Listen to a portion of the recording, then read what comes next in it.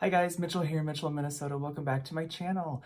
Today I want to talk about 10 things that I would say to people who are thinking about some sort of bariatric surgery, or somebody who maybe has started their journey into the process, or even those who are post-op and just trying to kind of figure out where life is for them. So if that sounds like something that you're interested in, then please.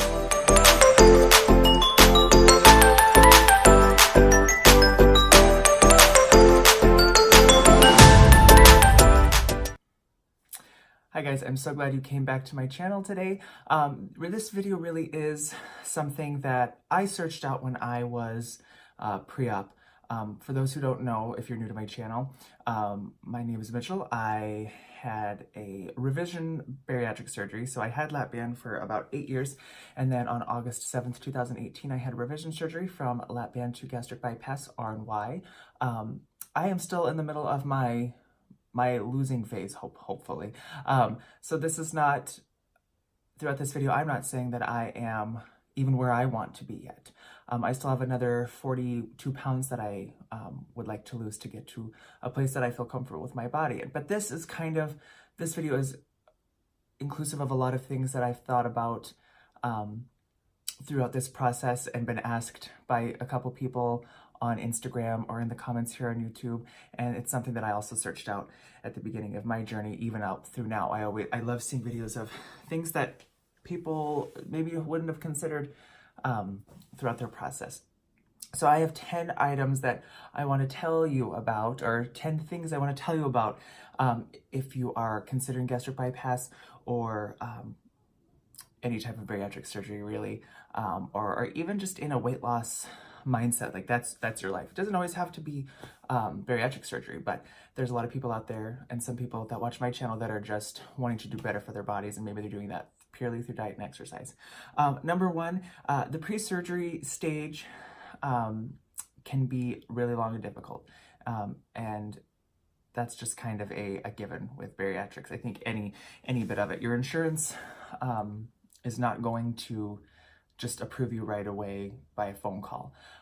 Most of us out there have had to go through a certain amount of things. I think what I've seen out there the most is maybe a 6-month pre-op diet that's supervised by a nutritionist, and then a 2-week pre-op liquid diet, which I had to do as well, to shrink your liver.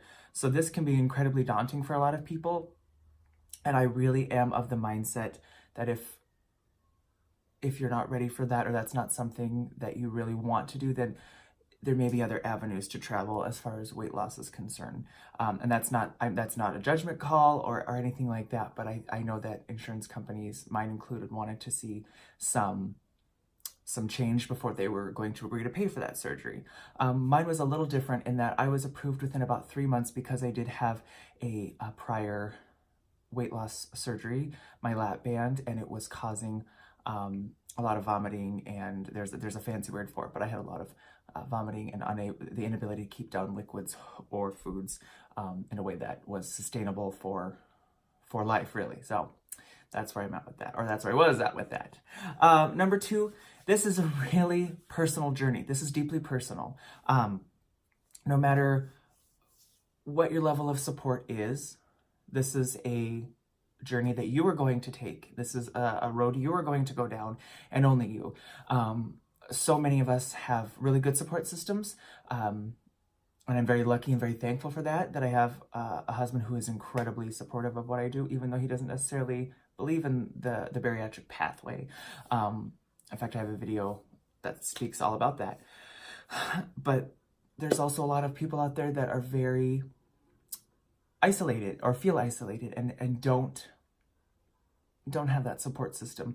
And at the beginning of all of this, I felt really bad for those people, and I want to support those people. And while I agree having a support system is the best thing that you can have, you're going to be on this journey in a lot of ways solo. You know, you have to advocate for yourself, and you have to be able to be okay with that. I think being okay with the fact that this is something that you're going to go through is critical. I had to be sure that this is something I wanted, and whether or not I was going to be supported by whoever in my life, I'm going to do this, and I'm going to be as successful as I can in it. And there's nobody that's going to stop me. And I feel very good about that so far along my journey. And that's not to say there hasn't been low points. There are low points all the time, but there are also a lot of really good feelings and positive feelings, and it helps to know that, yes, I'm not doing it by myself, but I'm doing it by myself. Number 4, I'm looking at my notes if that's why I keep looking down. Bug your doctors, your nurses, your bariatric team. This is something that I hear a lot, I see a lot. And my bariatric surgeons and nutritionists and all of them have said, bug us. There's an app that I can use called MyChart to talk to them, and they've always gotten back to me. I bugged them about everything, from amount of food I'm eating to medicine that I am taking, anything and everything. There are no silly questions. There are no stupid questions. If you go through this surgery, whether it's insurance or your self-pay, there's a lot of money that has been spent. It is part of the package, I guess you could call it, that comes with this. And 2, your doctor wants you to be successful, and asking as many questions as you need to ask throughout the process is great. And I think you should be doing that. And if you're not and you have questions, do it. Try it. Don't be afraid to bug anybody. I am that person. I don't like to bug people, so I like to do things by myself. I can't do this by myself. Obviously, that's why I had the surgery, because it was a last-ditch effort, and that's critical to me. Number 5, it will take time to lose weight. This is probably one of the ones that I struggle with the most, even almost 9 months out, 8, yeah, a little over 8, or almost 8 months out. Typically banned to bypass, lose a little bit slower, and I am a pretty slow loser. It's going to take time. Even if you are a fast loser, meaning you lose quickly across the board, if you have, 150 pounds to lose, or even 100 pounds to lose, it's still going to take some time. It took a day, it took more than a day, it took more than a week, and it took more than a year to get to the place where we were so heavy that we had to have medical intervention. So keep your eye on that. And that's something I have to remind myself all the time, is that it's going to take time. It's going to take a lot of time, which brings me into number 6. You will fluctuate in your weight. And that's across the board, something that I really didn't think about and didn't hear too much about until I experienced it myself, and then started asking and seeing people start saying it more, so that, I am right now, my goal weight is 170. I'm at right about 210 right now. And there's been a lot of times that I fluctuated a pound or 2 or 3 throughout the different weeks. And that's physiological, I'm sure. I think it's water. I think it's what you have in your stomach as it is. What are you retaining? For women, I know that there's been I've seen a lot of talk about, depending if they're menstruating, there's a whole different thing there that pertains to retaining weight. There's just so many variables, and it can be really discouraging to think, oh, I'm doing so good, and either you're the same weight that you were the week before, or you've gained a little bit of weight. It happens. It's going to happen. In fact, I believe once you get down to your lowest, we have a tendency as bariatric patients, I think pretty much across the board, to gain a little bit back. I don't know the percentage, so I'm not going to say it, but I want to say it was like 10-15% of that weight back. And that's where you sit down and then back up a little bit. So keep that in mind. It's not going to happen overnight, and it's going to move around a lot. And that's maybe not a lot, but it's going to move around, and we got to be okay with that. It's amazing from personal experience how defeating it can feel to see a higher weight that I thought would be, or that I believed should have been there. That's really hard to deal with. Number 7, make sure, what does this say? Okay. Make sure that you're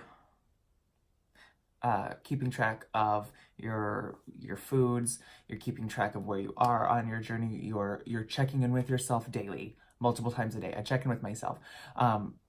Check in with yourself if when you're feeling hunger, is that hunger? Is it head hunger? What is the situation that you're in? Where are you in your day? What should you be doing? There's so many questions, you guys. And again, that's part of that. The journey is your own. I look at these Facebook groups that I'm a part of, and there's a question, there's always questions. Oh, I'm doing this isn't working. And then all the comments, VSG Joe just did a video about this. And it's so true. 50 other people saying the same thing. We have to be responsible for ourselves. And that includes keeping track across the board.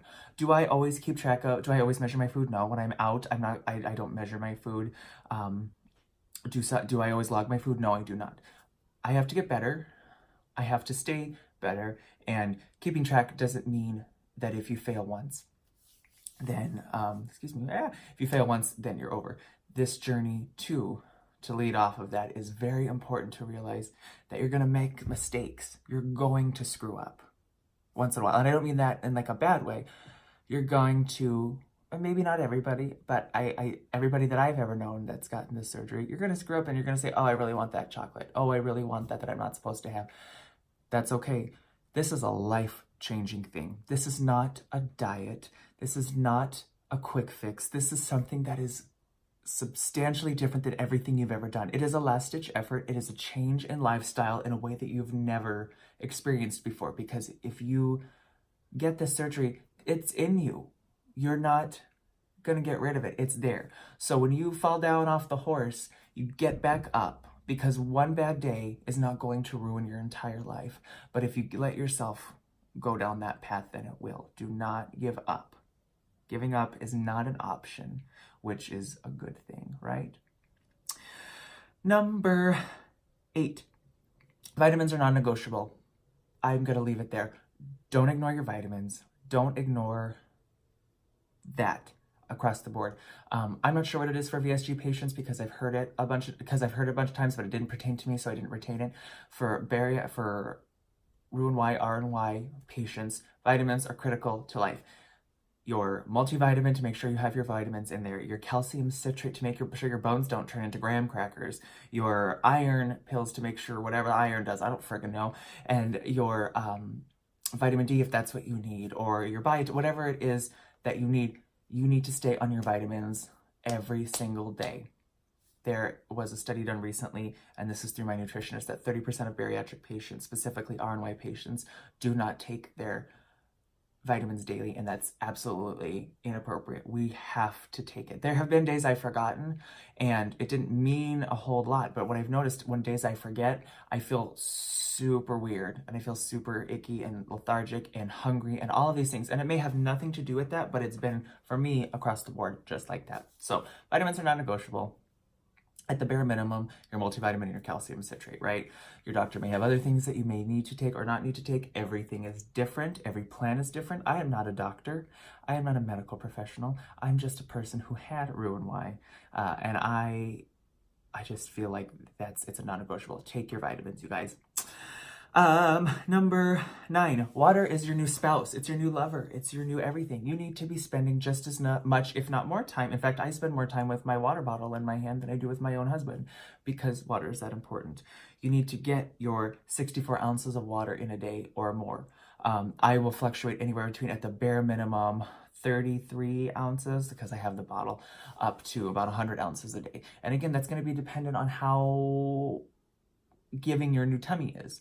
Mine is quite forgiving in that I can chug and I'm fine. It doesn't bother me. It doesn't hurt my tummy. It's never hurt my tummy since I came home. I didn't do it until I got the clearance from my doctor and my nutritionist to be able to, okay, I can gulp and it doesn't hurt, fine. I can sip from a straw, it doesn't hurt, fine. Again, different surgeries, different plans across the board. But get that water in, get it in. It's going to help you lose weight. It's going to make you feel good. If you need your Crystal Light or your Mio or whatever, absolutely use it. Absolutely use it. Whatever's going to make that a habit. And I promise you, coming from somebody who doesn't do habits well, I don't make habits. It will become a habit. It will become a habit. Every day when I get up, I make my breakfast and I get my water bottle ready for the day, period. Number 10, your brain is the same. This, I think, is the most important thing I want to get across in this video, is your brain is the same. Okay, think about that.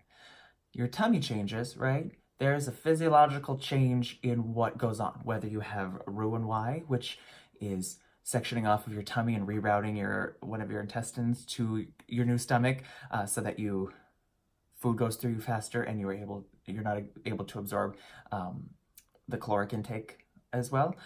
Or if you have VSG, where they're actually taking out a large portion of your stomach, so it's restricted in that way. They're not doing anything separately to your brain. Your brain is absolutely the same. The problems and addiction, if that's what you want to call it, I do, the emotional attachment or whatever you want to call it to food that you had before surgery is not going to change. Some people feel hunger after surgery like totally normal. Some don't. Some tastes change, some don't. But at the end of the day, our brains are not going to change in the same way, in the same rate that our stomachs did, or our capacity for food. I will always find it. I think it's a lifetime. My problem is with food. It always has been. It's always going to be, and I'm okay with that.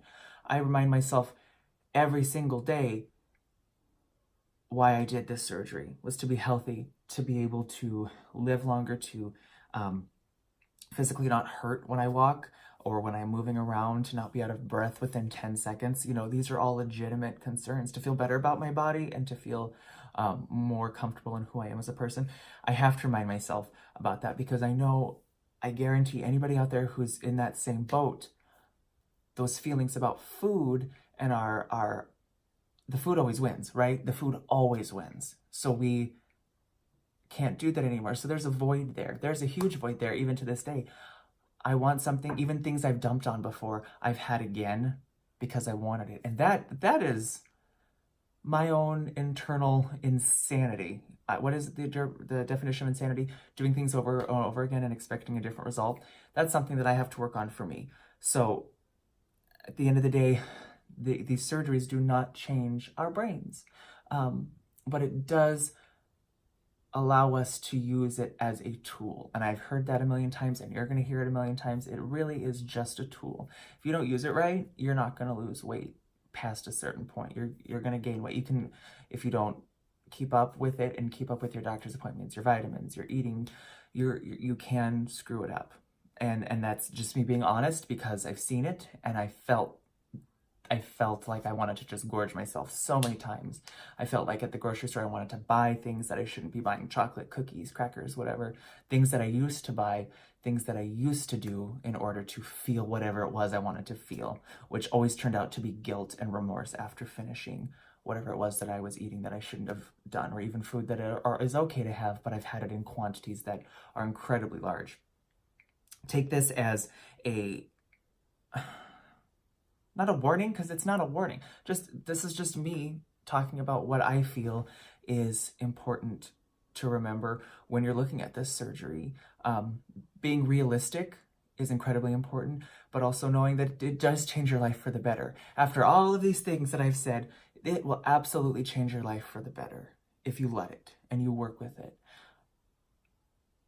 It does. It's an incredible thing, and I'm so thankful that I got it. And I've been asked, would you do it again? Absolutely. My only regret is not doing it earlier, which seems to be the standard answer. This has been a life-changing experience for the better, and I'm incredibly thankful. And even in my most darkest of moments, or most frustrated of moments with myself, I would never change this. I hope that this didn't sound unkind or too blunt.